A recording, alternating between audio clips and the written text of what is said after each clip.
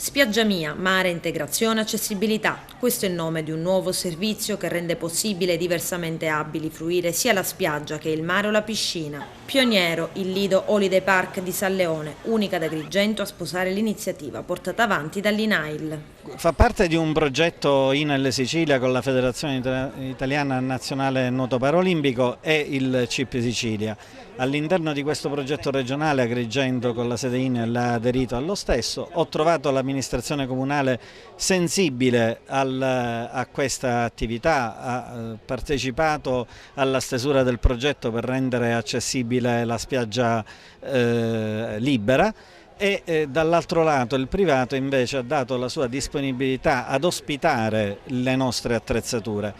In che cosa consiste il di più che viene fornito? Viene fornito un servizio a tutti i disabili, sia derivanti da lavoro che non, perché distinzione ovviamente non dobbiamo farne, e forniremo 10 ombrelloni, 10 lettini, una sedia job che permetterà il contatto con l'acqua del disabile, ma ancora di più la presenza di 2 assistenti che si alterneranno nel corso della giornata e 2 tecnici della Federazione Nazionale Nuoto Paralimpico per dare al disabile finalmente per alcuni la sensazione di contatto con l'acqua del mare e renderla all'interno di un discorso di normalità.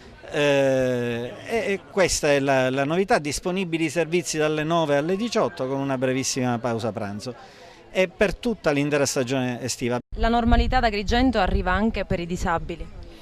Sì, credo che è un primo passo, cioè avere uno spazio balneare attrezzato per chi ha difficoltà di deambulazione, credo che sia la normalità, nel senso che bisogna stimolare tanti gestori di spazi balneari a fare in modo che i propri spazi siano attrezzati anche per chi ha difficoltà a muoversi. Quindi è un primo passo, però bisogna correre verso una normalità che appartenga a tutti. L'attenzione dell'amministrazione comunale è rivolta in maniera particolare verso le associazioni dei disabili e soprattutto verso il disabile. Noi ci stiamo muovendo in diverse maniere per venire incontro alle esigenze delle persone che hanno maggiori difficoltà, per rendere loro la vita un po' più tranquilla, più serena e più normale. Lei che è genitore di un ragazzo diversamente abile, cosa ne pensa di questa iniziativa? Cosa rappresenta?